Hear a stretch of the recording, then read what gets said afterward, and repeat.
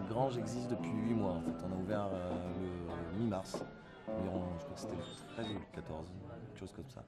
Après, la grange en elle-même existe depuis un petit peu plus longtemps que ça, parce que tous les madriers avec lesquels elle est faite, pas les planches de recouvrement, mais tous les madriers, en fait, c'est une ancienne grange qui a été démontée et qui a été remontée à l'intérieur du bar, en fait.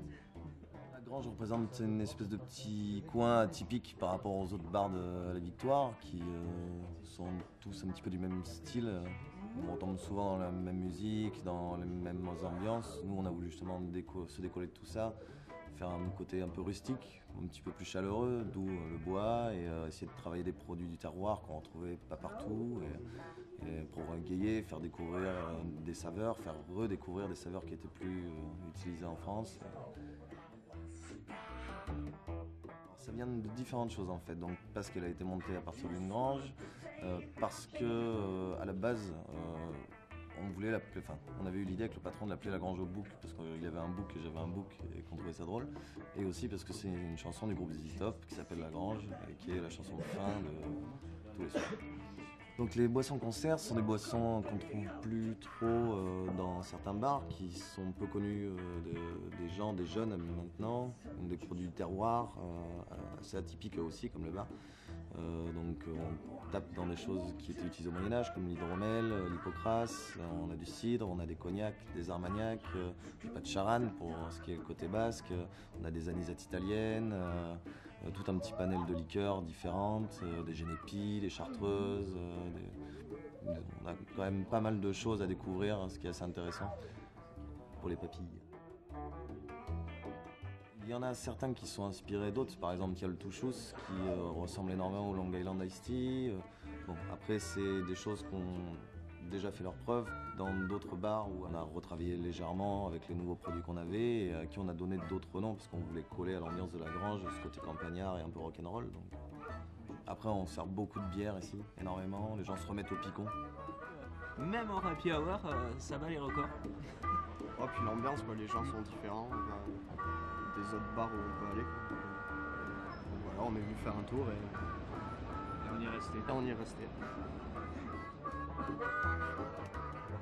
Vraiment très bon bar que je conseille à beaucoup de monde. Serveur très cool, on rencontre plein de gens, puis même des gens qu'on connaît et puis qu'on n'a pas vu depuis longtemps. Voilà, exactement. Donc on fait des expositions dans le bar, on fait des concerts, on essaye de promouvoir, mais on a des petits jeunes qui font un journal indépendant, qui l'impriment et qui le laissent à la libre disposition des gens. Donc c'est vraiment à partir du moment où ça reste apolitique, areligieux et anti-sport, parce qu'on ne veut pas entendre parler de sport ici. On est ouvert à toute proposition, on fait des expos tous les mois, on fait des concerts tous les 15 jours, on reste dans notre style musical, donc rock'n'roll, soul ou blues, mais ça plaît beaucoup, énormément. Il y a de la bonne musique, des concerts aussi. Des concerts et des gens super sympas. Moyen de sortir, rencontrer des gens, c'est cool. Franchement, tu peux vraiment discuter avec eux. Ils sont super cool, super ouverts à tous les niveaux.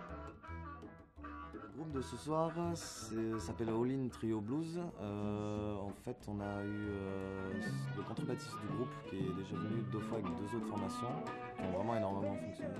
C'était notre initiative à nous parce que comme on trouve vraiment que sur la Victoire ça manquait de rock'n'roll, il fallait absolument qu'on arrive à faire venir les petits groupes, des concerts. On n'avait pas énormément de place mais on se débrouille, même si les gens se serrent, ils sont contents de pouvoir avoir du live, c'est toujours plus agréable que d'écouter des playlists. Je sais que les gens ici aiment quand même beaucoup danser et dès que ça part un petit peu dans le côté rockabilly, qu'il y a de la contrebasse, ça part très facilement.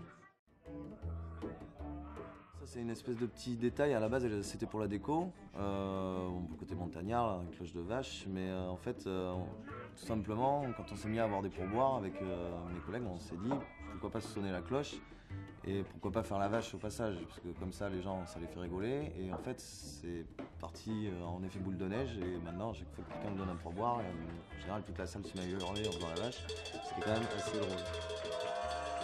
On a la toute petite qui est au-dessus de la pompe, qui elle c'est quand quelqu'un sort une blague nulle à chier, on la sonne et on fait la chèvre. En fait, on l'utilise pour sonner la fin de la hour, qui s'appelle Le Bonheur est dans le pré, ici, et pour sonner le dernier service, prévenir les gens que la dernière commande c'est maintenant, et sonner la fin du service, et prévenir les gens qu'il faut qu'ils s'en aillent parce qu'on a du ménage à faire.